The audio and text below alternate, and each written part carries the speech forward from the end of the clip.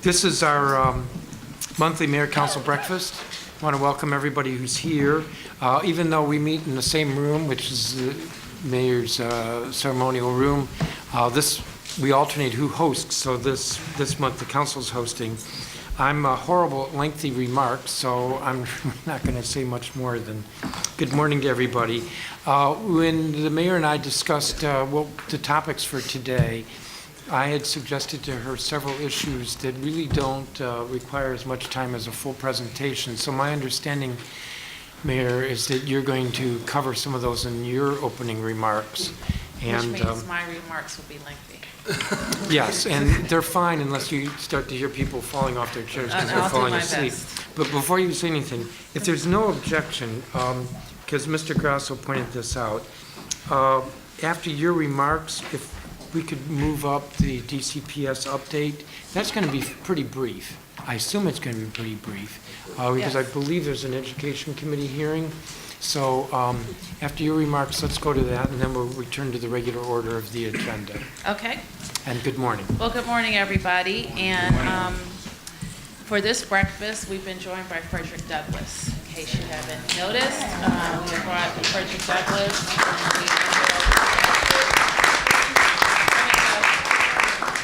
We unveiled this portrait on Valentine's Day, which was the adopted birthday of Frederick Douglass. And so I remind everybody that the home of Frederick Douglass, a national treasure and part of the National Park Services portfolio, is in Anacostia, and we should all remember that and go see it. Let me also invite all of the members of the council to participate in the State of the District address.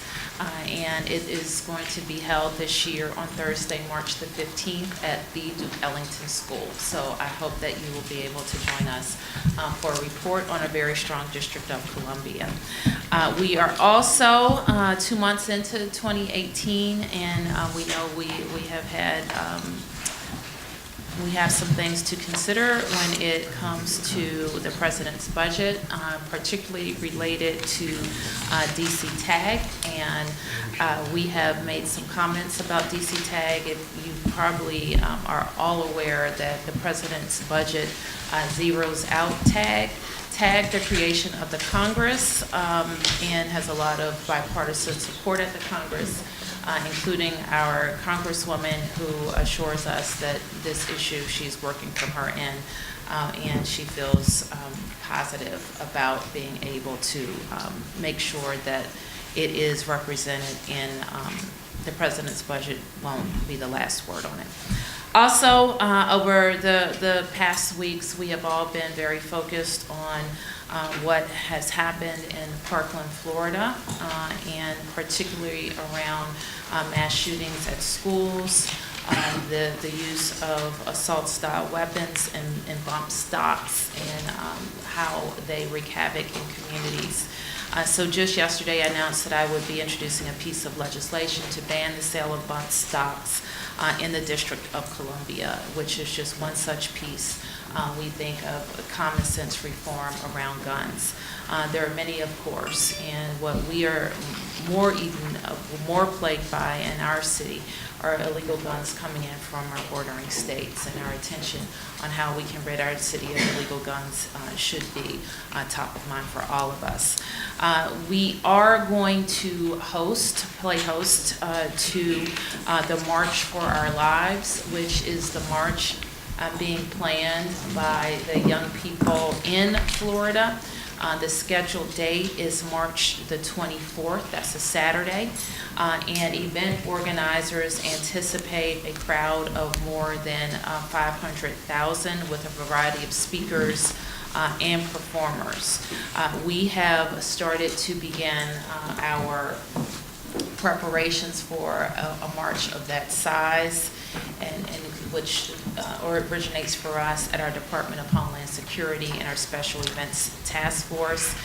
We understand that the permit request will be forthcoming as well.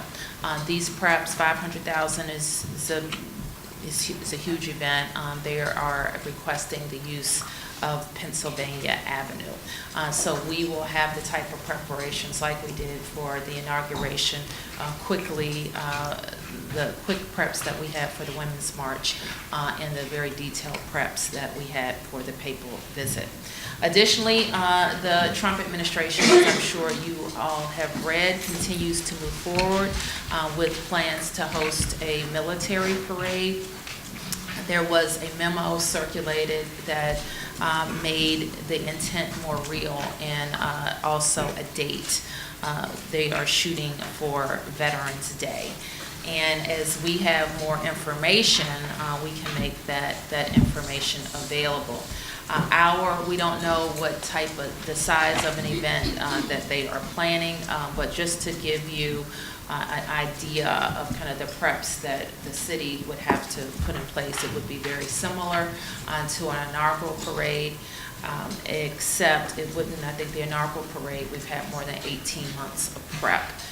We also had a bill, we believe that the inaugural parade, the last one was, let me just get the right, it was about $30 million for us to support.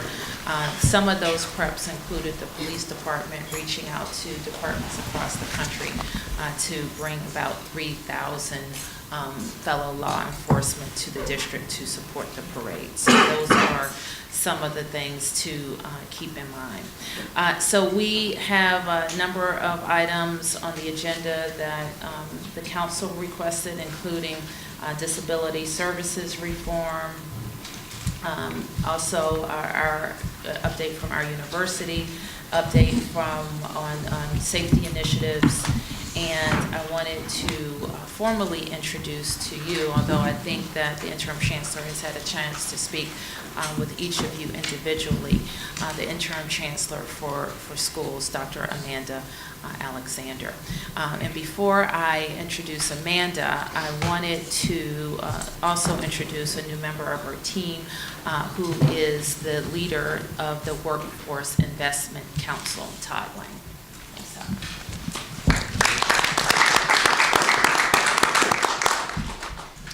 So with that, I'll turn to... Mayor, yes. Before we go to the Interim Chancellor, I just wanted to say a couple of things. One, the State of the District address will be...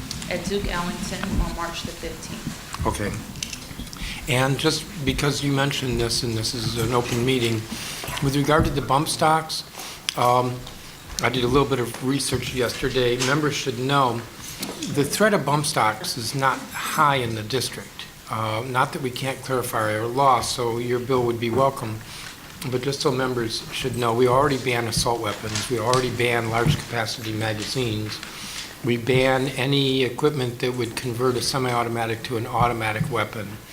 And so in those different ways, it's highly unlikely that somebody could legally have a weapon that would fire with a bump stock. And I'm just saying that so that the public realizes, the members realize that this is not like an imminent threat that we've seen in other states. The other point I wanted to just bring up, I'm sure I speak for all colleagues on the council, that anything that we can do to be supportive of the March 24th march, the March for Our Lives, I'm sure the council would be supportive of that. Absolutely. So we have the organizers have reached out directly, and as we've made a lot of, we will support them. We understand that it's being led by the kids, and we want them to have the support that they need. Mm-hmm. So you want to proceed with the Chancellor? Yes, Dr. Alexander. Yes. Good morning, everyone. Good morning. I am honored to meet you all here today and to share with you my plans for DCPS going forward. I definitely first want to acknowledge the fact that we've had some challenges in DCPS, most recently with the graduation issue and Chancellor Wilson's resignation, but I'm here today to let you know that I'm committed to serving and ensuring that we finish this school year strong. I began my career in DCPS in 1998 as a kindergarten teacher at Walker Jones Elementary School. I later served as the principal at Bunker Hill in Brooklyn and Ross in DuPont Circle before joining the central office as a principal supervisor and instructional superintendent. More recently, Chancellor Henderson asked me to lead the team of instructional superintendents and to supervise those who supervise principals. My last role was as the chief of the Office of Elementary Schools, where I oversaw all of our elementary schools, as well as our early childhood and federal Head Start programs. I'm happy to say more and share a little bit about my vision, but I do want you to know that I'm a strong believer in the potential of our teachers, parents, and staff to deliver results for our students. I have witnessed firsthand over the last 20 years that I've been in our buildings what all of us can do collectively to ensure that actually overachievement becomes the norm for our students. I think going forward, it's important for us to be transparent with you and the public about these challenges that we face. And I hope to do so by first just being public about the data, the graduation data, the attendance data, and all other data that we have, and then working collaboratively with you and our stakeholders on solutions to the issues we face. Going forward, again, the next 6 months, my focus is on addressing graduation and attendance, ensuring that we are prepared for the start of next school year. That means a heavy focus on the retention of the great staff that we have and the hiring and onboarding of new staff to start the school year. Thanks. Thank you, Chancellor. Thank you. Any questions from members? Mr. Grasso? I'll just invite everybody on Thursday. We have our performance oversight hearing with the Chancellor, and certainly everybody here knows that already, and hopefully has it on their calendar. We'll have a very, obviously, public conversation. So welcome. Thank you for doing this. I appreciate your willingness to step up, and we look forward to working with you. Thanks. I had to. And Chancellor, you're making the rounds meeting with council members, correct? I am. I've actually placed a call to all of you and have spoke with many of you directly, and if not, I've left a voicemail message and look forward to connecting with you later. Good. Thank you. If there's no other questions, why don't we move to the next item, which is Director Reese about the Disability Services Reform. Thank you, and good morning. I'm Andy Reese, the Director of the Department on Disability Services. I'm very happy to be with you this morning to talk about this important legislation that we've passed. The Disability Services Reform Amendment Act was introduced by the Mayor in March of 2017, and after a lot of work over about 10 and a half months, engaging stakeholders, partners, the council, real hard work, I believe, by Council Member Nadeau's staff, to help us strengthen this bill and move it forward so that on February 6th it passed unanimously before the council. We really worked together with all partners to accomplish the mayor's goal when she introduced this of establishing the district as a national leader in providing community-based services and supports for people with intellectual disabilities, and ensuring that we could take pride in a city where everyone, regardless of their ability or background, gets a fair shot at reaching their full potential. This bill really continued and allowed for us to further inclusive prosperity for the district, ensuring that people with intellectual disabilities are not left behind. Pictured here are some self-advocates that I believe many of the council members met as this bill worked its way through the council. The new law has 3 different titles and accomplishes 3 things. First, it ends most involuntary civil commitments, creates a new right to supported decision-making, which is a less restrictive alternative to guardianship, and authorizes the Department on Disability Services to create a new complaint process. So ending civil commitment in the district, it's interesting, these 3 things that we've accomplished have moved the district out of the past and well into the future. So we've gone from holding on to this civil commitment, which the district was the only jurisdiction in the country that required civil commitment as a requirement in order to access certain placement services for people with moderate intellectual disabilities. This portion of the law will go into effect 90 days after it's signed, and it will ensure that at each annual review, people who are currently committed will have the opportunity to consent to continued commitment. We heard from a lot of people that their involvement with the court, with the lawyers they're working with, that that's important to them and that they want to maintain those supports in place. And so we've respected that and allowed for a process where people can consent and continue to have that support, but we've ended new commitments for people as any requirement to access services. We immediately started working on implementation. The week that Council passed this bill, we met with Presiding Judge Dalton in the family court and the deputy presiding judge. We're working with the courts to establish a process for how we're going to implement this. And we're also working on training with the courts. We will also be engaging the probate court because this bill is going to require coordination between the probate court and the family court. Second, and this is where I talked about, we not only moved out of the past but into the future, creating this new right to supported decision-making. The district is the third state in the country to have supported decision-making.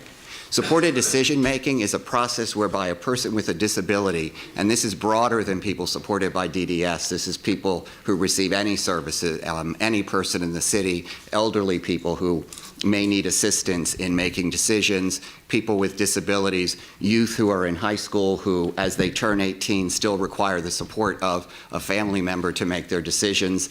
This formalizes a process where they can establish who helps them in making their decisions. Doesn't take any of the rights away from them, but it requires that the agency that the student or the person with a disability or the older person is working with allow them to include that person in their decision making.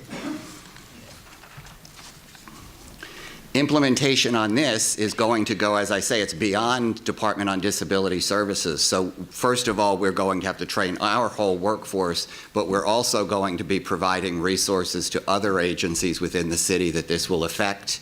We're going to continue working with Project Action, who are our self-advocates, to identify leaders and people who can help bring the word out about what supported decision-making is about.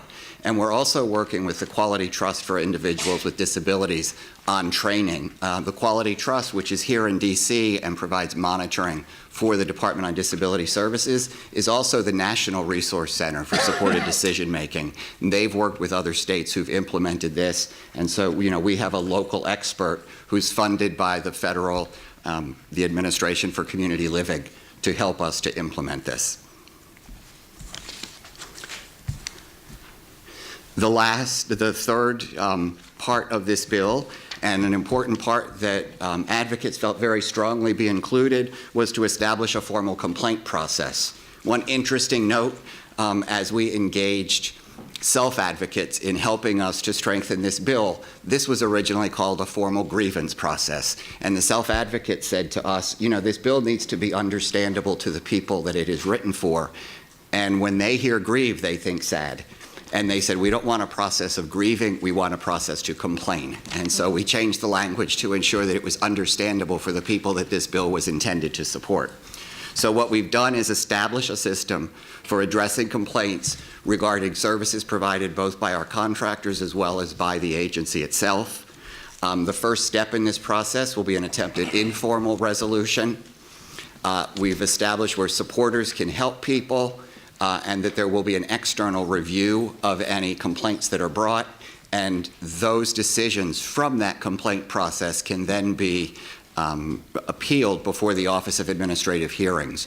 One of the issues that arose regarding our current process for bringing complaints wasn't that a process didn't exist, it was that there were several different processes. And so this helps us clarify by establishing one clear process for people to be able to complain about services that they're receiving.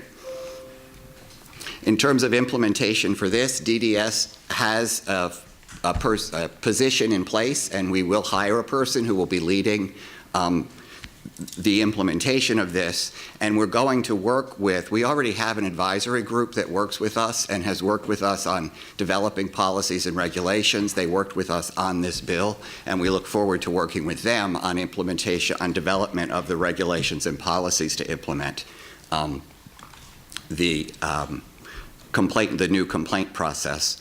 Another piece of the complaint process is developing a peer support. So we have a model program that's in place for a peer support system, and we're going to work with the self-advocates to be able to develop that peer support program.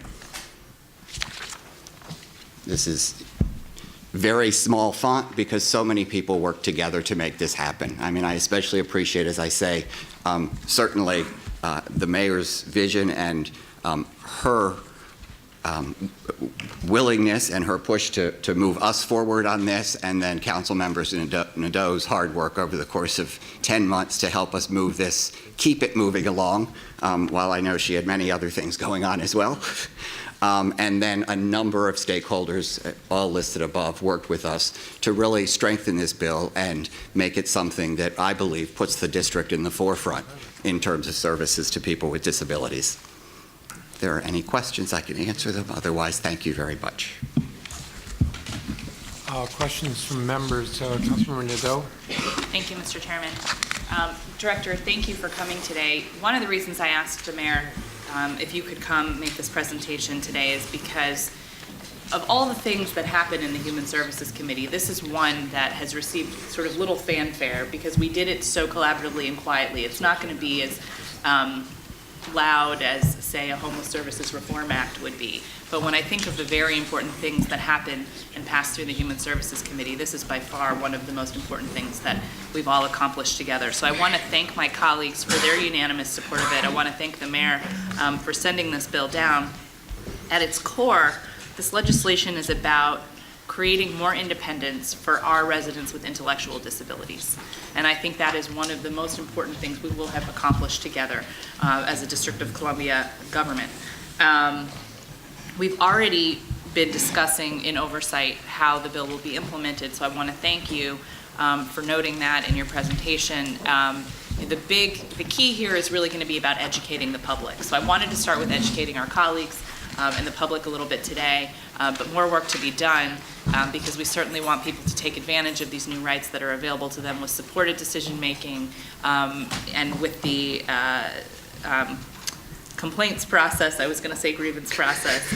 And I also I want to give so much credit to the self-advocates who worked really hard alongside both of our offices to get this bill in the right place, as well as the legal services groups.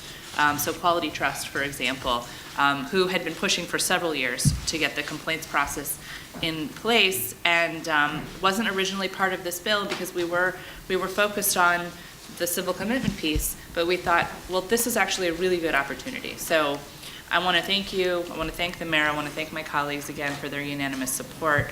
A lot of hard work went into this bill, but it's going to really change the lives of so many residents, and so we should all be very proud. Thank you very much. Thank you. Thank you. Other questions from members? Thank you very much. Thank you. The next item then is the summary of the effects of the major provisions of the Tax Cuts and Jobs Act.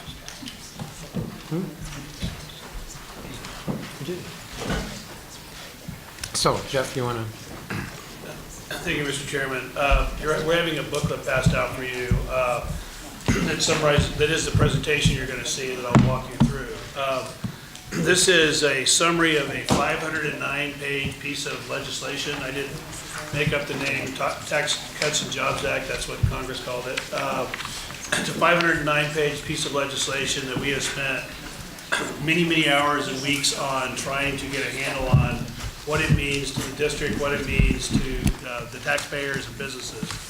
And in doing that, there was a lot of people. I have with me Norton Francis, who's the Director of Revenue Estimation, and who's next to me, who did a lot of the analysis. He had Betty Aline, Deborah Fries, and Steve Swain help him. And then there's also a lot of legal review because we had to interpret a lot of things that were not quite clear in the legislation as it's written. So I had Elisa Burgess, Jessica Brown, Adam Ryder, Alan Levine, and obviously Dr. Lee and David Sang lead those areas. So we've probably had no less than 5 meetings, many hours long. We're doing analysis even late last night, trying to get a handle on what this means. And what we have, what they have built is we have a model that has every single taxpayer, federal, and DC tax return in it.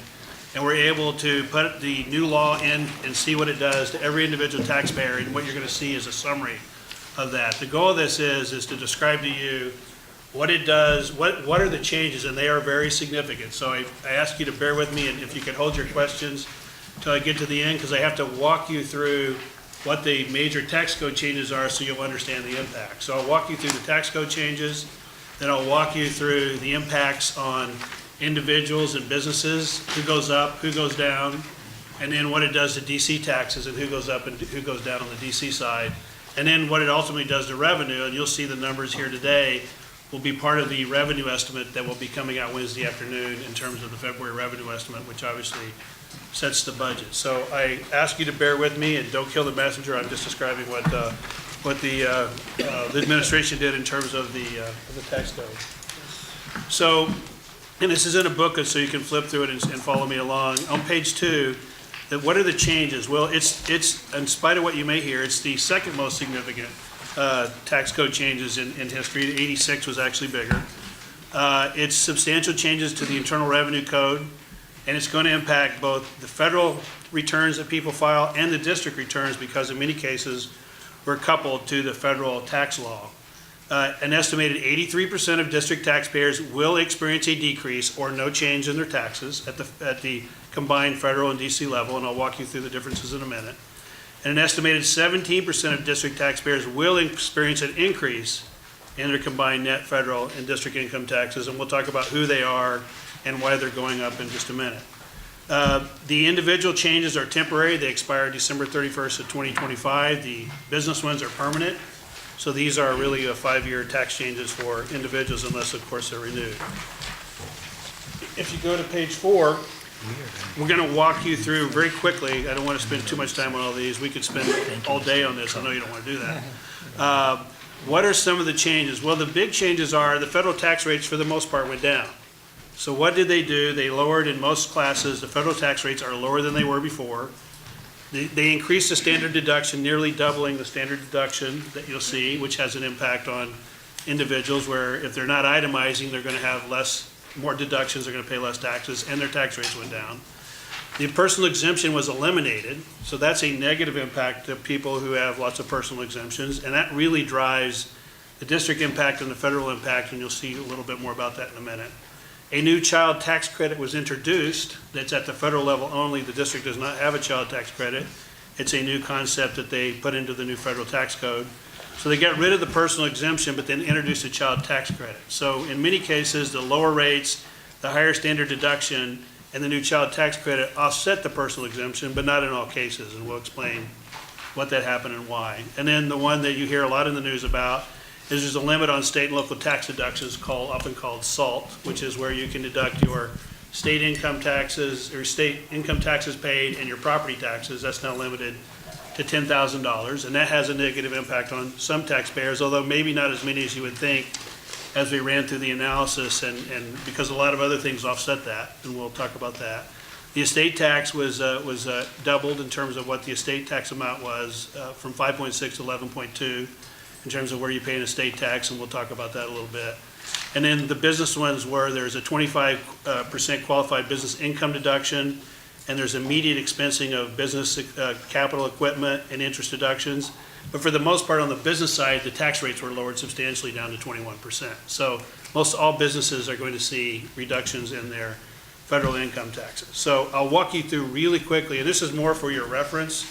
Each one of these, I have a sheet that talks about what they are and why it impacts you at the federal level and whether it impacts you at the district level. And I'll just go through a few of these, and I'll skip some other ones here in just a second. So at the federal level, the income tax rates were lowered, but also, and this is an important one, the AMT amount, the alternative minimum tax you paid, was raised. So many people no longer pay an AMT tax. So in some cases, you might have lost your state and local tax deduction, but now you no longer pay AMT, so maybe you went down. The thing you have to understand on this is, when you look at these individually, they may have a negative impact, but there's other things that have a positive impact. And every taxpayer is different, and every taxpayer has a different combination of these, so it's whether you got more of the ups or more of the downs, whether your taxes went up or down. But again, federal taxes went down for the most part. AMT Many people no longer have to pay that on page 6. The federal deduction is now $24,000 for married, $12,000 for single, $18,000 for household. I'll show you a table in a minute.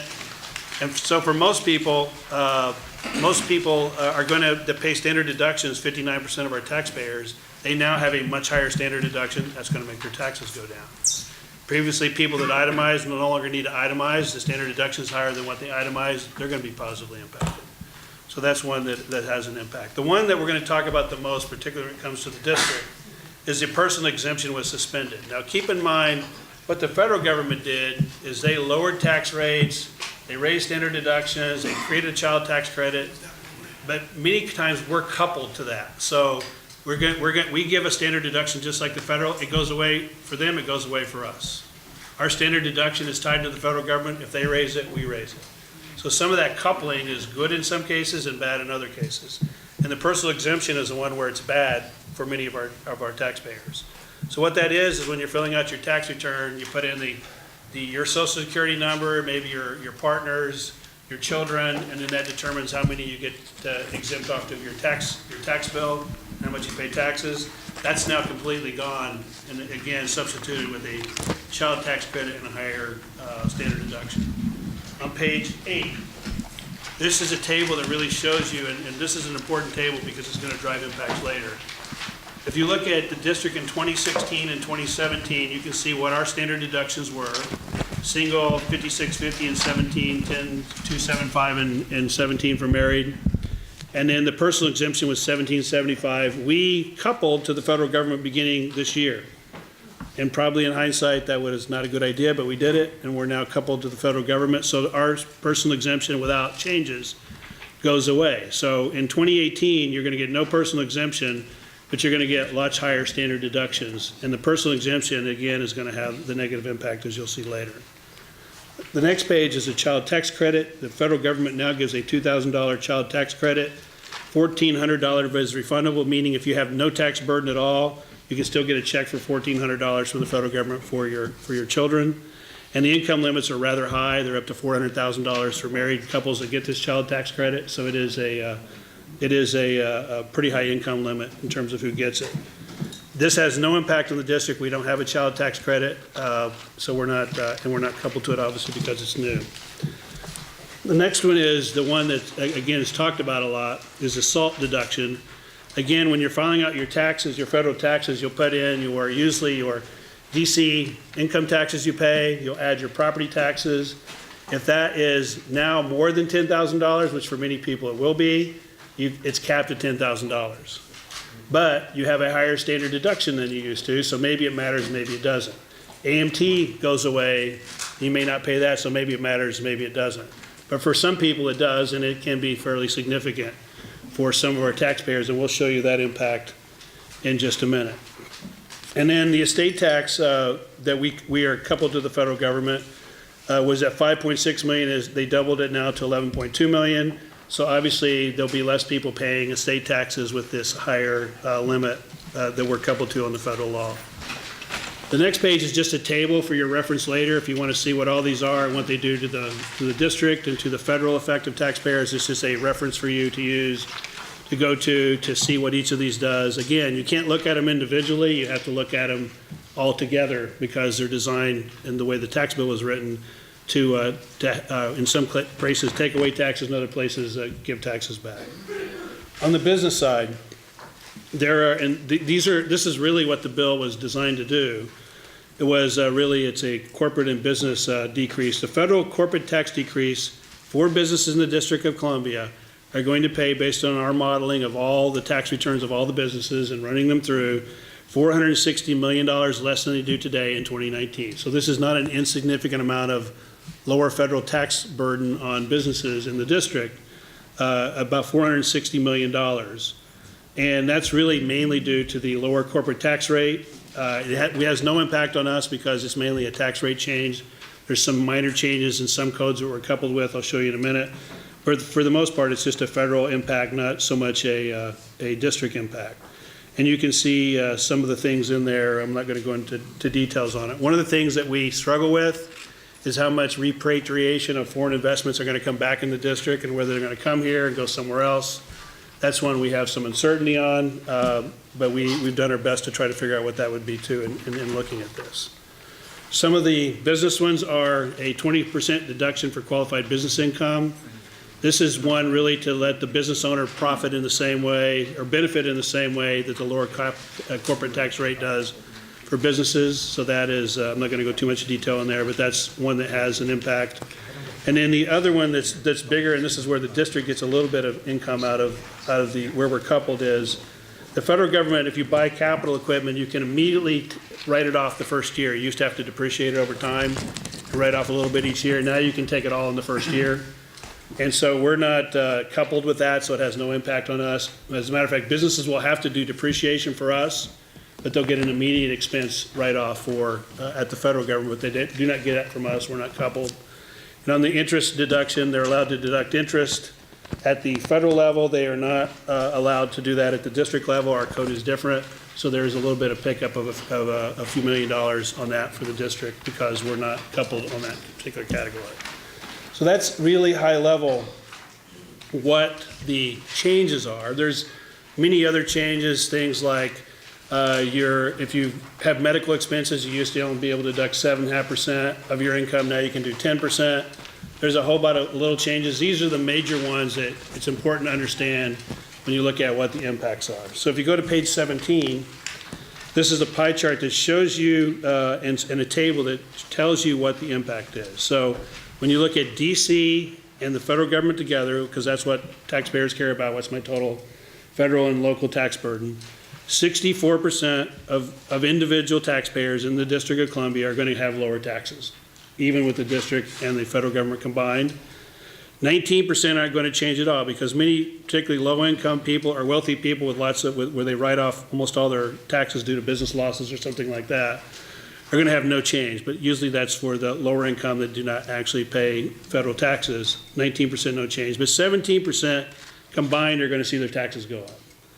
And so if you look at the table at the bottom, you'll see the change in dollars. There's going to be a $139.9 million increase in taxes and a $670 million decrease in taxes for those that decrease, for a net change of $530.7 million from the combined federal and state taxes.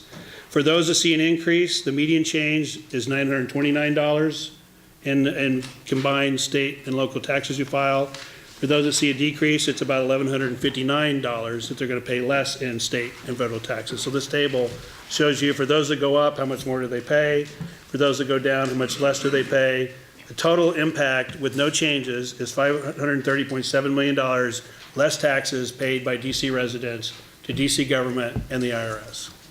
Now let's look at that at the federal and the local level. Let's look at federal first. This is a similar table where I have this is on page 18. When you look at the federal by itself, 71% are going to get a decrease, 14% are going to get an increase, and 15% are no change. So obviously the higher increases is driven by some people are going to see some increases on the DC side. But let's look at federal first. So if you go across on the table, you'll see that the federal increase is $109.1 million. That's how much extra money we're getting from those who pay more. $726.4 million less from those who pay less, for a total federal impact of $617.3 million. So federal taxes paid by individuals in DC are going to be $617 million less. So if you couple the 617 individual with the 460 business I talked about earlier, DC businesses and individuals are going to pay close to over $1 billion less in taxes to the federal government as a result of this Federal Tax Act. Looking at it at an individual level, those that pay an increase at the federal level, the median is $815 more and on their IRS returns when they file at the end of the year than they did before. For those that see a decrease on their federal returns, about $1,200 less for those that see a decrease. Now, until you run this and think about it, this is not the impact of DC because, keep in mind, we have done nothing. We are just taking the impact of this being coupled. So when you look at what happens to a DC filer as a result of the federal changes and where we're coupled, losing the personal exemption, doubling the standard deduction, and things like that. Now keep in mind, things like SALT have no impact on DC taxes because we're going to give you your full property tax benefit, although it's limited at the federal level, we're not limited. So SALT has no impact on the DC side. So what do you see? You see 39% of our tax bills, people's tax bills that they pay to us, are going to go down. 43% are going to pay more taxes than they did before, assuming we do anything, and 18% are going to have no change.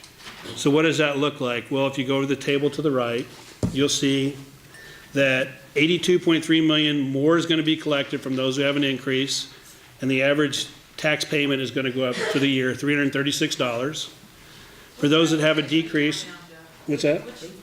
18, the bottom half of 18. So the bottom half of 18, the decrease, there's going to be 25.9 million decrease from those who have a decrease in their tax bills. Their bill's going to go down about $88. So 336 bigger for those who have a higher bill, 88 lower for those who have a lower bill. The net change that you're going to see is $56.4 million related to individual tax returns. So 56.4 million more to DC, in DC taxes paid if there's nothing done besides if the law stays as it is. So let's go to the next page, 19, and who's paying that increase? So this is who's paying the share of those dollars. So if you go the top two pies on page 19, the federal decrease, remember I said that decrease was going to be about $726.4 million for those that paid a decrease. For those that paid a decrease, 40% is going to go to people who make more than $500,000. 35% of that decrease is going to go to those that pay $50,000 to $200,000. And less than 9% for those that pay less than $50,000. But keep in mind, this is revenue, and obviously if higher income pay more, they're going to have a larger share. But what really you want to take a look at here on the federal side is, notice when you go from decrease to increase, and increase is, I assume, what people are concerned about, notice how the gray pie grows from the left to the right. So those in the 200 to 500,000 range, 16%, they're going to take a 16% share of the decrease. They're going to take a 26% share of the increase. So the increase falls more onto that $200 to $500,000 income group than does the decrease. And again, I'm throwing you a lot of information. That's why we have a booklet for you, so you can go over it with you later. But we're showing you, again, what's been weeks and weeks and weeks of analysis. On the DC side, and really the one to look at there is, look at the orange slice on the left. Of the people that have a decrease in their taxes, 30% is in the 50 to 200,000 range. That's the orange slice. But notice how that expands on the right side. Most of the increase is being paid by those who make between $50,000 and $200,000. In terms of that 56.94 million we're getting, most of that's coming from the $50,000 to $200,000 income tax group, as well as the $50,000 that goes up a little bit. So 20 plus 56% of the revenue is coming from those who make less than 50 and those that make 50 to 200,000. And why is that? So if you go to the next slide, you'll see what this impact really looks like. And this is a table that was done when the Tax Commission was looking at how to reconfigure the DC tax rates. So think about, what is my total tax bill and my total income? What is really the effective rate I'm paying taxes on? Not the marginal rate I pay at my top bracket, but what am I paying, percent of my income is going to DC taxes. So this table shows you, on the left-hand side is prior to the Tax Cut Jobs Act, and we'll start from the bottom and go up. So people greater than $1 million, effective tax rate, again, based on a simulation of every single tax return, rolling it up, seeing what they're paying today, and this can change year to year based on, particularly at the higher income level, how many exemptions they had, how many write-offs they had that year, what kind of business issues they had. So these may be slightly different than they were 4 years ago when we're looking at it. Greater than $1 million's effective tax rate was 6.3%. If you go across, they're still going to pay 6.3%. So this is the DC taxes paid. And the reason why, the main change that's the difference between the two is you lost your personal exemption. If I'm making $1 million, whether I get a write-off one child or not is not a major factor in my tax bill. There's other things that are a major factor in my tax bill. So it doesn't have much of an impact. When I go to 500 to $1 million, the effective tax rate, which is actually a little bit higher, again in the income data, no change. When you get to 350 to 500, there's a slight change. So look at the column on the right-hand side. That's really the important thing to look at. You'll see that the change, the effective tax rate change, is bigger at the lower income levels. So it's 0.4% for those. I'm on the right-hand column, very top far right row, top number, lower income, 0.4% effective tax rate change, 0.2, 0.3, 0.2, 0.1, but at the upper income levels, it's 0. So what this is, and if we go to the next slide, you'll see why that is. And again, we went through this data over and over again. What causes that thing to happen that may not be expected? It's really about losing the personal exemption. It's all about that. So why are certain taxpayers impacted? On page 21, the new standard deduction does not offset prior combination of the standard deduction and personal exemption for many people, particularly those that don't get the child tax credit. So people without children with several deductions, or people of an age of a children that don't get the child care deduction are negatively impacted. And or their itemized deductions are no longer available for them to get the maximum impact. High taxpayers may see an increase in DC taxes if they have significant miscellaneous deductions, which the tax code eliminated. You cannot do miscellaneous deductions anymore.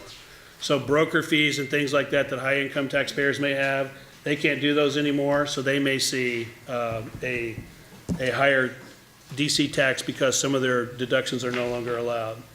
So really the bottom line is personal exemption. Now what would you do, what would happen if you go to the table back on page 20, if you were to restore the 2017 personal exemptions, which were 1775, I believe, on go back to page 8, you'll see we used to have 1775 personal exemption in 2017.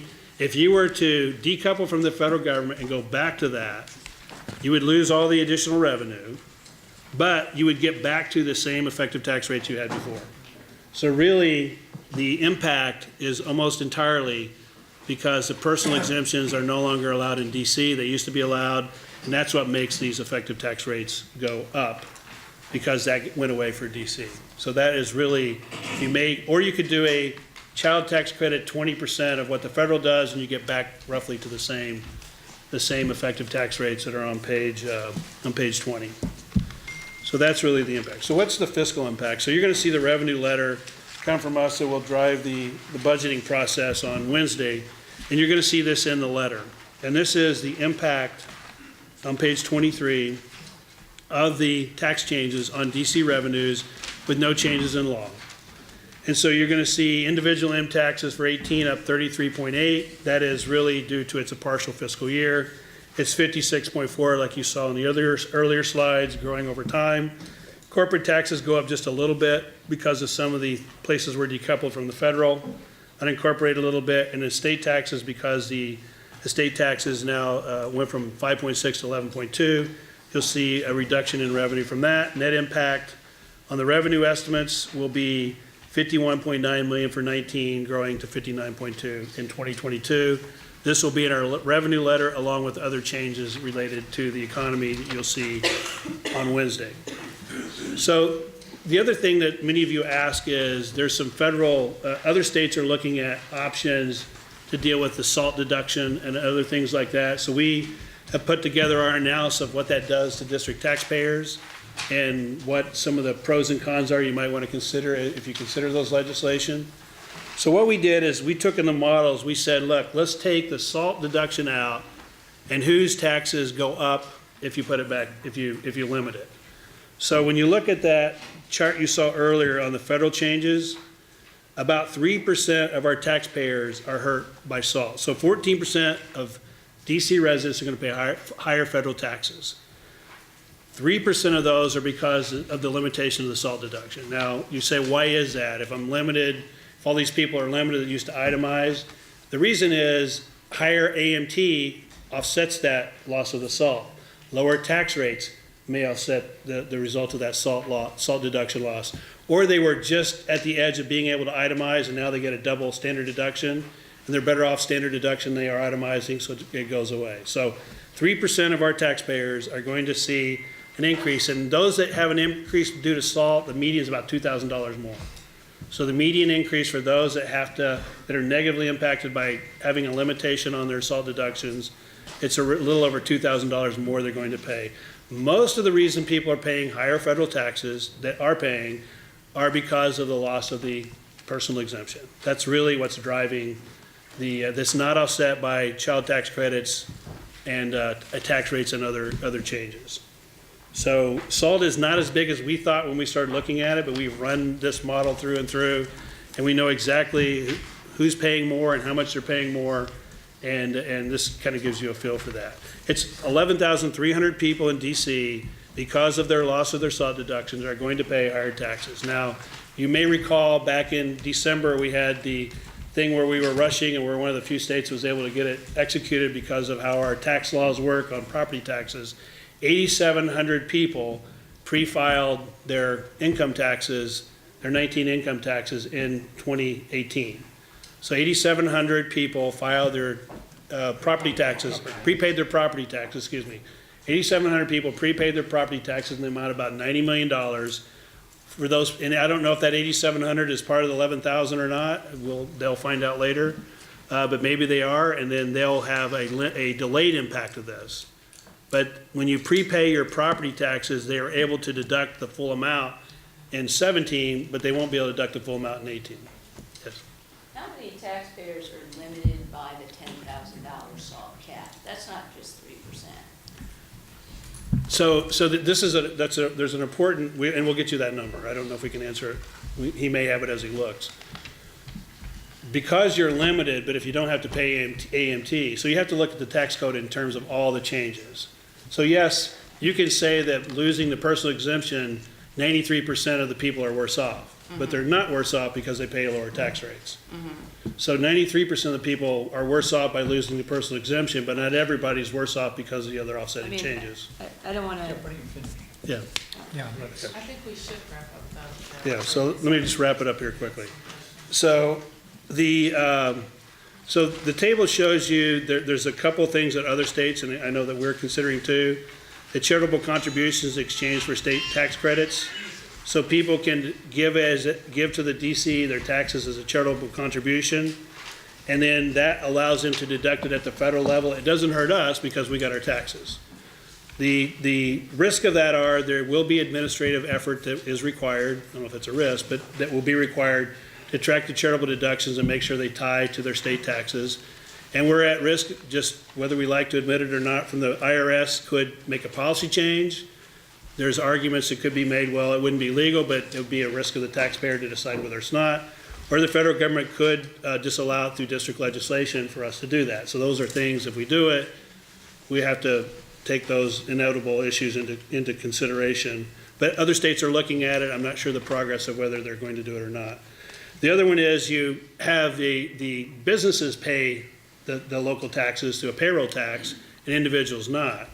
The challenge we have there is we have a significant amount of federal employees that would not do that, and we have a significant nonprofit population that doesn't get any benefit of that. So that one really wouldn't work for many taxpayers because of the federal workforce and the large nonprofit workforce. The other one would work, but there would be risk with that one due to who knows where the IRS policies are going to come down and whether or not the district would be overrode in doing it. But it would technically work, and we could make that one happen.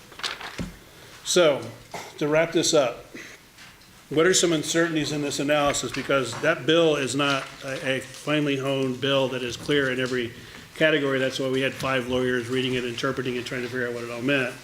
So there is some unknown revenue impacts like repatriation, how much money is going to come back from the foreign investments, and how much of it's going to stay in DC. The IRS is operating with strained resources. They're working with a very reduced working staff, and they're implementing this very complex bill and how they're going to enforce it. And some of the items are not exactly completely clear about what they mean and what's going to happen on that. So the summary of the impact is, at the federal side, $617 million less taxes paid by individuals, $460 million less by businesses. 83% of district residents at the federal taxes are going to see no change. That's going to be about a $1,206 tax cut at the median level. 17% are going to see higher taxes, and that's largely due to the higher standard deduction and in some cases the SALT, loss of the SALT. On the DC side, businesses and individuals are going to pay $51.9 million more in taxes. Many will see a tax increase, 57% no change, 43% an increase. And that's mostly in income levels between 50 and 200,000 on an effective tax rate because of the personal exemption. And that fact that we don't have a child tax credit like the federal government does. The median increase will be about $336. And so the last slide, 31, just shows you a summary of what DC does, and I've already talked about all that. And in the appendix, you can see the federal tax tables, rate tables, and how they change. So the bottom line is that there is going to be more money coming in the economy. We're going to reflect that in the revenue forecast as we roll that out on Wednesday.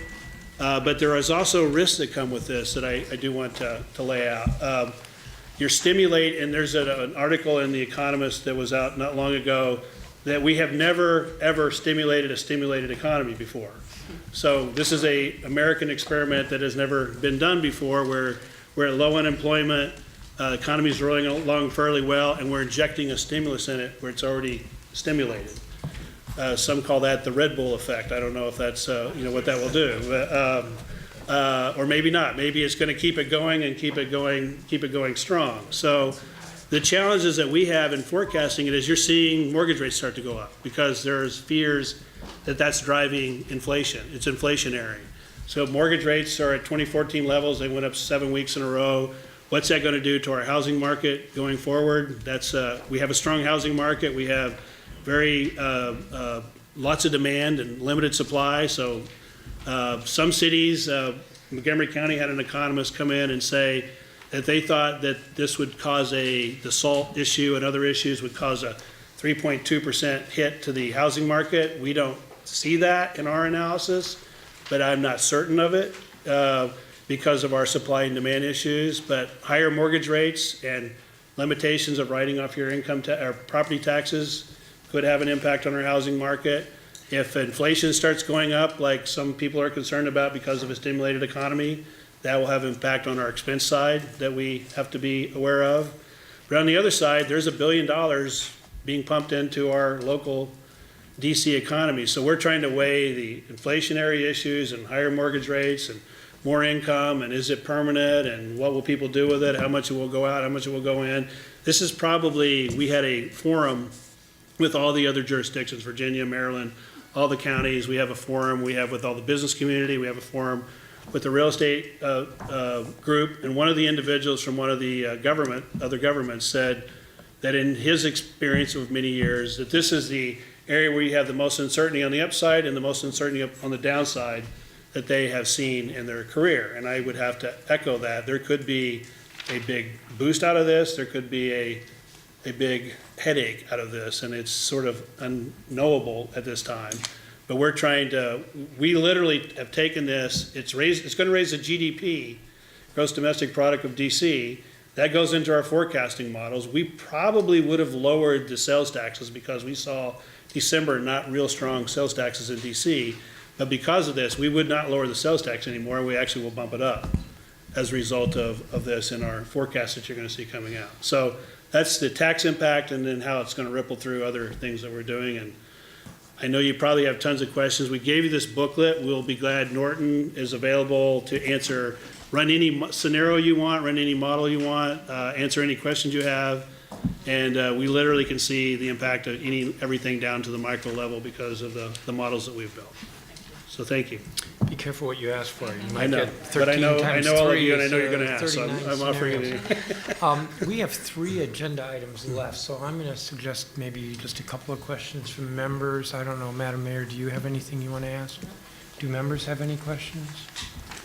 Alyssa? Thanks. So thanks, Jeff. So I think what would be helpful is to view this in terms of some of the goals that the Tax Commission had, progressivity, competitiveness with other jurisdictions. I mean, one thing I think that is troubling to me is, who are paying the increased DC taxes? These are middle-class tax, or what we consider middle class, $50,000 to $100,000 households, who are weighing, perhaps, is it better for me to live in DC, Virginia, or Maryland? So that analysis would be helpful because, I think a lot of the focus has been on SALT because those are the taxpayers hit by the SALT limit. You know, you have a moderate income for our standards and a very expensive house, basically. So you are being killed by salt, as well as that the the standard deduction, I think, increases but is capped for a couple, right. Standard so- deduction roughly doubled, but the personal exemption was eliminated. Right. So if you have many children, that is a negative. Right, impact. so, I mean, what concerns me is if we are trying to build a middle class in this city, that those are exactly the taxpayers who will be impacted negatively. So, like, looking at competitiveness, also looking at progressivity, obviously the estate tax is part of it, that would be a helpful analysis, something similar to what you do in that I just sent a taxpayer told me, moved here and said, DC taxes are outrageous. And I said, well, how about looking at the ORA analysis compared to everywhere else where it shows that actually we're doing quite well compared to if you move to Fairfax, which I think is going up to $1.15 now in their property tax. But anyway, can we, is it possible to We can do an sit down with analysis you and and get see that? what you want to run, and we probably have already run it and can give it to you. If not, we can do it. So. That'd be great. Thank you. Any other questions from members? There will be more questions for you. Thank you very much. Thank you. Let's turn then to the next item, the equity imperative, which is a presentation by Ron Mason, President of UDC. Thank you, Mr. Chairman, and thank you all for the invitation. This is our first time doing this, so we didn't know we had to do a PowerPoint and paper, so we don't have the paper. And I'm in a bad spot. Can I stand up and do the presentation while I click the, is that okay? Good. So, I'm just going to jump in since we're tight for time. The Rockefeller Foundation named the district one of the 100 most resilient cities in the world because we have a willingness to work together, to come together to solve our problems. But it also said that the biggest threat to our long-term stability is the large and growing income gap, which is why the mayor wants to put as many people on the pathway to the middle class as possible. And this presentation is about why your public institution of higher learning, the University of the District of Columbia, is key to making that happen. It's called the Equity Imperative, Completing the Pathways to the Middle Class. And we're making here the case to regenerate the university as a national model for student success. And so the mayor in her 2016 budget presentation said that education is one of the main pathways, one of the main pillars on the pathway to the middle class, which makes sense because in America, an average median middle class household income is $59,000, but in the district, it's $75,506. But if you break that down by racial categories, white households in the district have an average income of, a median income of $127,000, Asians 99, Latinos 64, and African Americans $37,891. And educational attainment makes a difference because a high school degree in the district will earn you $30,000 a year.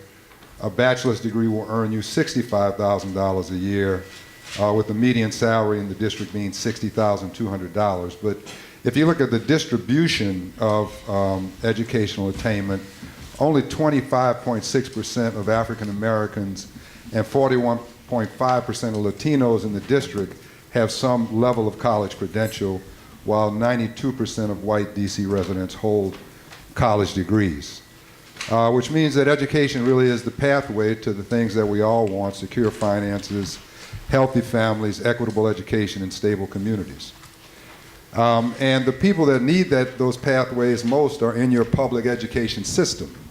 The P-12 portion of the public education system is 70% African American, 17% Latino, and 80% economically disadvantaged.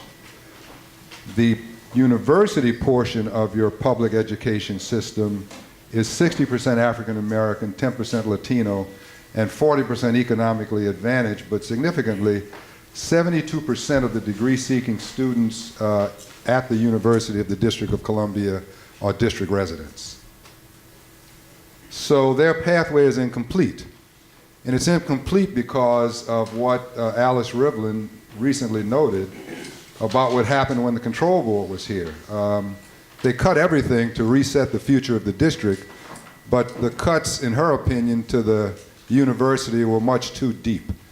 And in addition to that, since then, the district has reinvested in most of its major institutions, the libraries, the parks and recreation system, the public and public charter school systems have all sort of been turned around since the control board. The one thing that hasn't been brought back is the university, which in many ways is the hub of all of the other things that have to happen in the district.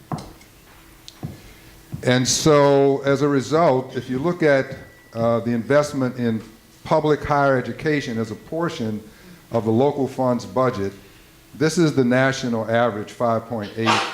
In Maryland, it's 4.5. In Virginia, it's 3.8. But in the district, it's 1.1% of the local funds budget. And to put it in even more context for you, we were at a budget engagement session that showed that $2.5 billion, one way or another, goes into public education in the district. But of that $2.5 billion, $78 million goes to the University of the District of Columbia. And we have 14% of the public education students, but only 4% of the public education budget. And so we've been about the business of regenerating UDC as a national model. We'll be proposing a new vision and mission to the board, and we can give you this presentation, because this presentation actually serves a dual purpose. We've been building a constituency for the university, because universities don't have natural constituencies. So we've been showing this all around the district. But it's also part of our strategic planning process. We've been showing it to various constituencies around the district and getting input on where they believe the university should go over the course of the next 4 years. It's all about how many people we can put into the workforce with the proper investment. We believe that we can double in 4 years and quadruple in 10 years the number of residents with workforce or college level credentials. You all know about our graduation rate here. Let me take a second to just make sure everybody understands what it is. It's 17%, but at the bachelor track, it's actually 35%.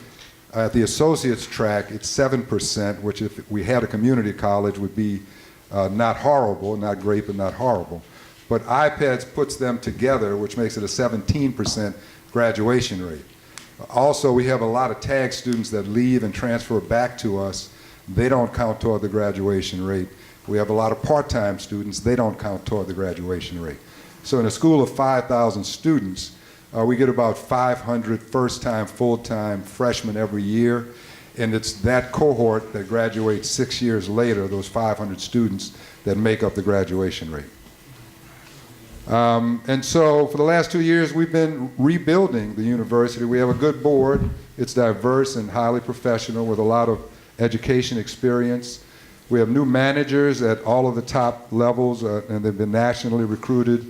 We have 63 new energetic faculty members, but our challenge is not getting them, our challenge is keeping them. Because when we get them and they do well, we can't compete with the salaries of the other institutions in the area. And we've been fixing the business side and the academic side. Our community college was put together as a technical school, so the credits couldn't transfer to our bachelor's programs. We've been making those pathways seamless methodically for the last 2 years.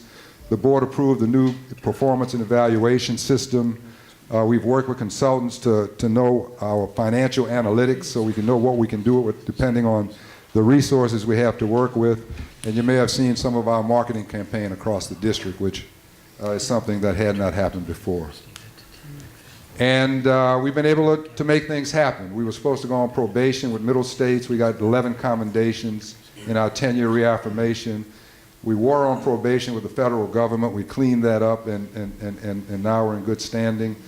For 2 years, we had no material audit findings, and this year we found out that the federal government thinks we're such good stewards of federal funds that they're not even going to audit us this year for A133, which is a headache we got rid of.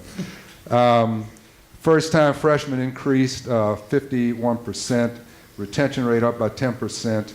We started DC Up, which is for high-performing DC public and public charter graduates.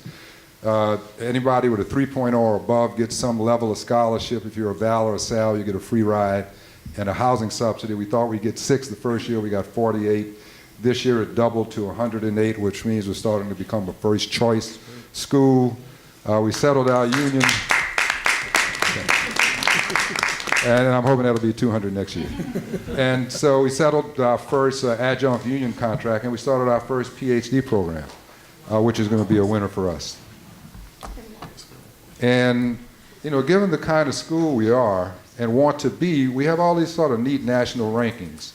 Out of 2,600 plus schools in the nation, we're 99 in upward mobility, which compares the salary of our students compared to their parents' salaries, which is a testament to the kind of students we serve, but also the kind of work that we embrace. We're the #1 community college in the DMV, which is interesting since technically we don't really have a community college. You know, our law school is #6 behind Yale in clinical programs, #10 HBCU, the least expensive, and then based on tuition, financial aid, and degree options and student success metrics, schools.com rated us the #1 school, #1 university in the district. We're the only public university in and for the nation's capital, the only exclusively urban land-grant institution. We have one service area, which is the District of Columbia, and we uniquely have these 3 doors in, which is unusual in higher education. We have a workforce training and professional certification door, we have an open enrollment door, and we have a selective admissions door. And we're designing UDC so that each door can lead to the next door, and we have several students who have started in the workforce door and are now on their way to a bachelor's degree. But we have our challenges. We have a beautiful LEED Platinum face on Connecticut Avenue, but the campus behind it is the same campus that's been there for 50 years. So it's got the same pipes, it's got the same wiring, it's cold in the winter and hot in the summer. We have insufficient personnel, resources, and skills. Our servers are 20 years old, and if you know technology, you know that's about 17 years too old. Some of our classrooms still have chalkboard and chalk and blackboards, and we don't have any housing, which is something that from an educational point of view makes it difficult for us to do the best job we can with the students that we have to work with. And so we're embracing a new overarching strategy as the pinnacle of the District of Columbia public system of education. We support the district in its continuing effort to be a model of a sustainable, resilient, and equitable community. We will create solutions to urban challenges, educate, train, and support an exemplary workforce at all levels and in all sectors, and develop transformative, ethical leaders, thus improving access to economic opportunity for all. First big goal is to establish ourselves as a model of urban student success. Second big goal is to increase the number of UDC degree and workforce credentialed graduates. Third goal is to graduate transformative urban leaders who are lifelong learners, because nowadays graduates have 7 or 8 jobs in their lifetime and they have to learn how to learn if they're going to be successful over time. And this is what it'll cost based on our analysis, basically to move our recurring investment from $78 million to $124.9 million over 4 years, with some additional one-time short-term 4-year investments to help us fix things that need to be fixed. And we basically use it for these types of things. On the personnel services side, it's about settling union contracts. We have engineers who are paid 30% less than market. We have business school faculty who are paid 40% less than market. And also some training on the land grant side. If we could get a specific appropriation for that, the federal government matches it 1 for 1. And then on the capital side, if we had a wish list, it would cost us $700 million over 10 years. But we think with P3 partnerships and such, we can reduce this down to about $250 million. 200 of it, though, is things that we just can't, we need the district to help with. And that's the 50-year-old campus behind the beautiful LEED Platinum building on Connecticut Avenue. And at the end of the day, we're really talking about moving that 1.1% up to about 1.72% of the district's local fund budget. And so this is what we'd like to see happen, and I'm sure you would too, that the middle class in the district would look like this, where everyone would have a fair chance at stable finances, healthy families, and equitable education opportunity and solid communities. And sign Bryce Harper. Sorry? Sign Bryce Harper. I think But yeah, man, it's signed by Harper, right. Well, at least enjoying the Nationals game, right. So what is the pathway to the middle class? It is your public institution of higher learning. It's the institution of higher learning in and for the nation's capital. It is the University of the District of Columbia. Thank you.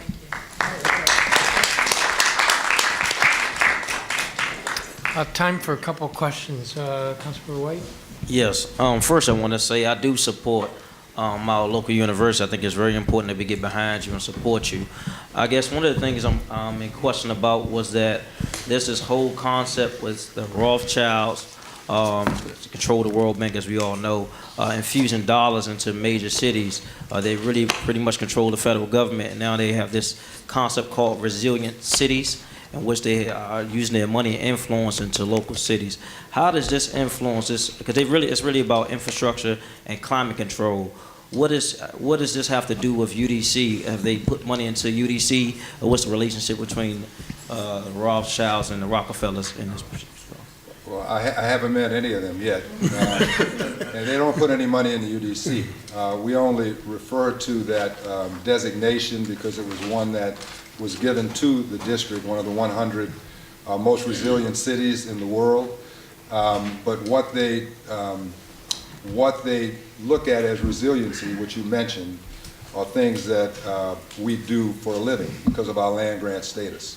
You know, we're about building sustainable communities and solutions to urban problems, and that's a lot what that resilient designation is about. Councilmember, I can speak to the resilient cities question if you like. So we got designated or part of a group of 100 resilient cities across the world, and it really is for us to focus on how we prepare communities to deal with what we call shocks and stressors. And it's really about anything from natural disasters like flooding or changes due to climate change to man-made disasters like terrorism. And when those impact communities, what can we do to help prepare our communities, particularly those that are underserved and under-resourced, to manage through those crises? So if it's a flood, how do we help communities be resilient and come back from those kinds of things? What's the relationship between the World Bankers and UDC or DC? I don't think there's a relationship between the World Bank and UDC. Part of the Rockefeller Foundation program is to just give us technical assistance and resources to help plan those strategies for man-made and natural disasters that may occur. I'll try to move on for the sake of time, but I have additional questions which I ask another time. Sure. Thank you, and I believe we have your oversight hearing this afternoon, so Councilmember, you're welcome to come and ask more questions there. Councilmember Silverman? Yeah, thanks, President Mason. A few questions.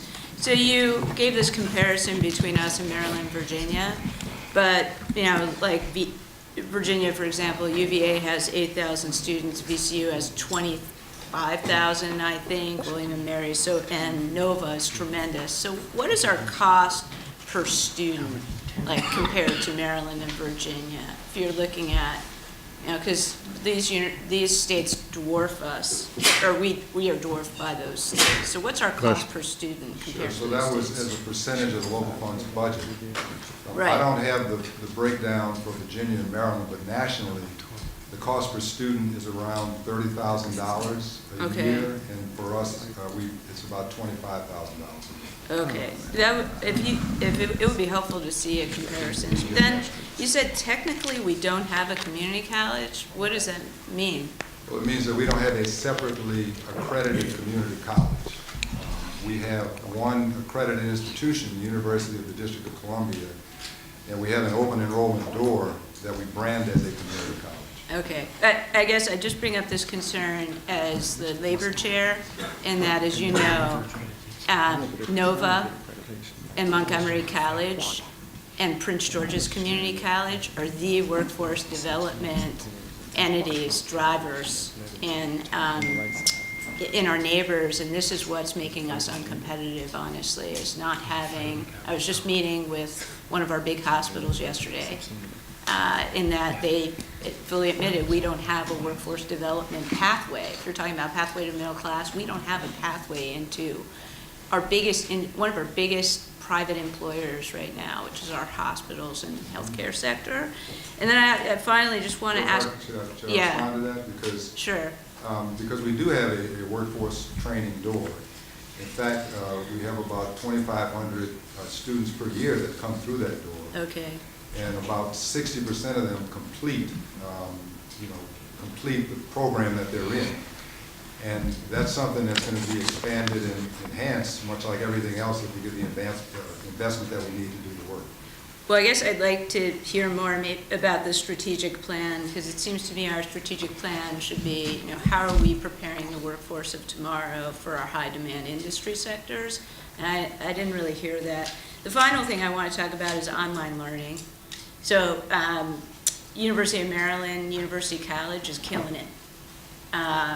One of my staff chose to do UMUC because she has to work during the day. And online learning is really a way to get credentialed, and a lot of our job seekers need to work. So what they want to do is improve. They want to get on that pathway, but they need to work while they're doing it. And online learning is a real option. Where are we in terms of online learning with UDC and the community college? Sure. So we have about 200 Quality Matters certified professors, that is, professors who can build online courses. And we have many online courses. We've only started one online degree program so far. But you can take a lot of courses online. The reason we haven't started more degree programs are a couple. One is those 20-year-old servers I told you about. Online programs are highly technology dependent, and our technology is not dependable enough to do that kind of work on a large scale. And then the other one is just the business infrastructure, the ability to process large numbers of students in a very quick manner is something that we're just getting a handle on. And then third, we actually did the assessment when we first got there, and it's a saturated market, and it's something that we would have to have a lot more strength to be able to penetrate over the short run. But it's on the list. And there is an oversight hearing this afternoon. Why don't we move on to the next item on the agenda, which is the Safer, Stronger DC Office of Neighborhood Safety and Engagement. I have here Director Mcfadden. Yes, right here. Good morning. Good morning. Good morning. Good morning. My name is Dale Mcfadden, Executive Director for the Safer, Stronger DC Office of Neighborhood Safety and Engagement. I'd like to give a bit of my history. I've dedicated 20 years of my life working with youth and families, disconnected youth and families, mostly in Washington, D.C. So my team and I are very excited about the opportunity of taking on this very complex work. We really feel that we can do some amazing things through partnerships, government agencies, community-based organizations, and the community. So the first page that you see is our mission statement. The office's mission is to foster a community-oriented model to violence prevention and public safety. Our strategy is rooted in a public health approach to violence prevention, recognizing that reducing crime is not accomplished solely through law enforcement. The second page here is our organization chart. You can see the breakdown of roles and responsibilities. Right now, we are presently about to hire 5 additional staff, which will bring us to 16 FTEs and 1 detail. So we'll have a total of 17 workers in our office at the one's office. Okay, the next page is our core functions. Heard Pathways a lot this morning. Our program is called Pathways. And out of the NEAR Act, we are charged with the responsibility of identifying 50 individuals most at risk of being involved in violence through a health-based approach. The goal is to decrease the likelihood of individuals' criminal justice involvement and improve outcomes such as employment, education, job opportunities, health, and housing stability. Next core function is violence intervention and prevention. Reduce violence by establishing strong presence in communities with high levels of violence, and partner with residents, government agencies, and community-based organizations, as I stated earlier. The next core function is community stabilization program. Been around for 3 years, assisting families impacted by homicides, over 400 cases. In the implementation, which I'll touch on the next page, we're now that I'm here, we're going to extend that work to non-fatal incidents. The next core function is street outreach and case managers. They will serve as intensive case managers for the Pathways group. Street outreach teams connect individuals and their families to services and foster community-oriented public safety. We are now being trained on motivational interviewing, intergenerational trauma, things of that nature, to get the team up and running. Okay, next slide, the final slide. One's core functions, things that we've implemented since October 27, which was the ribbon cutting, the day that the office opened. One's has identified individuals who would likely benefit from the program through review of law enforcement records, criminal justice systems involvement, and referrals to the agencies. One's is working with DOS on creating training curriculum for Pathways program participants. Violence intervention and prevention. Every one staff member, from the director to program analyst, is focused on violence prevention. We are in the final stage of hiring 2 new violence interrupters and are issuing an RFP for community-based organizations to do ward-based grassroots work in violence prevention. Expected RFP release March 2018, very soon. Community Stabilization Program. Program began in 2015, as I stated earlier. In FY18, the program expanded to include any shooting, stabbings that may have resulted from gang crew activity. We are in the final stage of hiring 3 new community stabilization team members. And final, the street outreach and case managers. One has partnered with DYS, who is a great partner, to expand the Credible Messenger program. With this expanded partnership, 7 additional credible messengers, including family specialists as well, will work with the one staff to serve as intensive case managers and mentors to the Pathways program. And launch, we're looking at April the 28th to launch the program.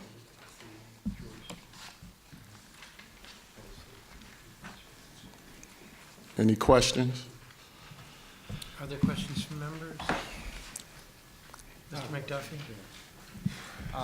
Just looking at the spreadsheet that you provided, or the chart, it says that there are 4 FTEs for violence intervention specialists and 4 FTEs for street outreach case managers. I was under the impression that there were, when the budget was passed, that there were 10 FTEs available to do the violence intervention. No, I believe there were 5 FTEs that rolled over from roving leaders. And in those positions, we hired 3 CSP workers and 2 intervention workers. What's a CSP worker? That's the Community Stabilization Protocol. Okay. That's any time that a homicide happens in the District of Columbia for a resident who reside in DC. They work with that family, establish a phone call with 12 different government agencies within 24 to 48 hours to provide the supports and services needed, whether it be put the family somewhere so they can stay safe, burial assistance, things of that nature. They don't do the violence intervention work? Well, what they do, they refer when they engage the family. They do violence intervention work in the sense that when they engage the family, if they find out that there are issues that put that family in risk, they refer that family to the intervention Well, workers. just I guess the easy way to ask is how many FTEs do you have solely dedicated to doing the violence intervention and prevention work? Altogether, we'll have I think it's about nine workers, but solely as far as hardcore intervention workers, it will be 4 in the street. All right. Yes, Councilmember White. And would those 4 be citywide workers? Well, what we're looking at, I think, Councilmember White, you know best that having this work done under the body of a government entity sometimes create issues and challenges. So I think the work is best served in the community. And we've had conversations around having the RFP, those who already have established relationships in those communities, those who are well respected in those communities and know the history of those communities. That's why we're doing the RFP. And our intervention workers will assist those organizations in doing the work and work specifically with the cohort of 50 individuals in their communities, as well as the credible messages. That's a good answer. I wanted to follow up. What's the difference, what's the correlation between the Office of Crime Victims and those who are providing services on the response team? The Office of Crime Victims, through DC Superior Court, work on, I think it's $25,000 in services for individuals who are a victim of a crime. So they connect those specific needs, monetary amount to those specific needs, like if the individual need to be moved, $6,000 in burial assistance, $3,000 for loss and bereavement. And so the CSP team goes to the household, goes to the hospital if needed, and link with 12 different government agencies to kind of look at the context, who touched the family before and what's needed. And they stay in contact with those families. Those families call back like a year later. So even if issues or challenges come up later, they're able to provide the needed services to those families. Thank you. I have a question for you. The Pathways program, you've identified 50 people? Yes, we actually identified have a pool of more than 50. But your goal is to work with 50? Yes. That's your resources? And what kind of people are they? Because what comes to mind when I look at this is, for instance, the chief of police has the Gunstat program, identifies 50 Gunstat people. It's probably different, you're 50. No, same. So we get referrals from Gunstat. We will be receiving referrals from CSOSA as well, and we also will receive referrals from community people who's working in the community to identify individuals who may not be on the radar, but are part of what's going on as far as retaliation in the communities. Which then leads me to the violence intervention and prevention. So that program is about to get up and running. Yes, very soon. Because you have the RFP will be released next month, which could be the end of this week. And then, so by April, maybe you'll have the contract? By April, March. You're talking about as far as the intervention work? Yes. Yes. There's a process that we have to go through, interviewing the different organizations, selecting the organization, so it's going to take a little bit of time. Okay, and that will be mostly contract-based? Yes. Well, RFP, I'm sorry, RFP. Yeah. Yeah, always Okay. use Any them other questions interchangeably. from members? Thank you very much. Thank you. Madam Mayor, I think the next item and last item is PAVE DC. Okay, so we can see whether you want to come here for the next meeting for the update. Is it everybody go on time? How long will this take? As long as you want. Well, if Mr. Meridian has a half-hour presentation, it'll take a half hour. If he's Okay, got well, we take 2 minutes. I know this is a number of the council members that we, so. Yeah. I don't go too far beyond. Good morning. Good morning. I will be very brief. Good morning. My name is Jeff Meridian. I'm the director of the District Department of Transportation. And we, as many of you, I'm sure have noticed that we have entered into pothole season. And that season for us has come a little bit earlier than in years past. And so before I talk about our paving strategy, I want to address our strategy to repair potholes. We have assigned 2 crews per ward to proactively service all the minor and major arterial routes, in addition to responding to 311 requests. And so we continue to encourage residents to utilize 311. Once the winter is definitively behind us, we will be doing a Pothole Palooza campaign as well. I'll talk briefly about our paving strategy for both this past year and going forward.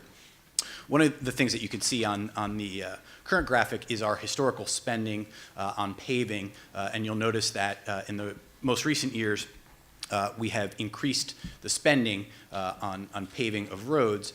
That, in conjunction with sharper management tools, has led to an increased output. And I think one of the things that you'll see here is that we have assessed the condition of our roadway assets, our local roadway assets, and determined those that are in poor condition. And this graphic has an indication of that percentages and what it will take to reduce that number over time. And the mayor has charged us with getting that number as close to 0 as possible. And I believe that with our current spending levels, it will take us approximately 5 years to get that number as close to 0 as possible, while getting a higher percentage in good and excellent condition and maintaining those assets. So this year, unlike previous years, we've done a few things a little bit differently. We are now pre-scoping all of the roadways that we will be doing this current year. We have commissioned a pavement condition index, which tells us what the condition of the road is. We are also this year using 311 data. We're using input, calls and emails from your offices, from advisory neighborhood commissions, to help us target some of those areas that are of highest community interest and in most need. So unlike in years past, we're actually putting eyes on every single segment of road that we are scoping to best identify what the need is. So in some cases, previously where we would go to repave a road and we would also include reconstruction of a sidewalk, even if it wasn't necessary, now we're able to better identify those that just require a milling and paving versus an entire reconstruction, so that we're using our dollars more efficiently and we're using our time more effectively. So that is our strategy going forward. Another difference, we usually publish a list of all of the roads that we're going to hit in a current year. This year what we're doing is, and this is a screenshot of a mock-up of what will be going live on our website in the next several weeks, which is a list, a map-based system where residents can see what roads we will be hitting that year, both for paving, but also for sidewalks and total reconstruction. And this map will be interactive. It will be on the back end fed by our work order system, so that if we are changing any date or any information on any particular segment, folks will be able to click on their individual segment of road and find out all the details about what will be happening on that tool. And that will, when it's live, you'll see that the colors will change to indicate when work has been complete. So we'll be able to better communicate with the public to share where we'll be paving going forward. We expect to make this tool live on our website in the next few weeks, which will mean that we'll be highlighting all of those locations that we'll be hitting this year. Last, and the thing that I'm most excited about, is that this year we will be using a newer, improved emergency no parking sign, which is something that we hear a lot about from the public, that the signage that we place on the street doesn't have enough detailed information, it's not precise enough, and so we have revised that sign, and we'll be going live with that in the next few weeks to better inform the public of where we'll be and when. And I am happy to answer individual questions and look forward to speaking with you more directly about these. Thank you, Director. Councilmember Nadeau? Thank you, Mr. Chairman. Thank you, Director. Very excited about this map going live. We've definitely had a hard time getting that information out to the public in the past, so appreciate that very much. Will the map include alleys? This particular tool is limited to roadways and sidewalks. Okay. And then one other thing that I wanted to flag for you and also the city administrator while you're here together is we've actually been having trouble using 311 to report potholes when we don't have a specific address.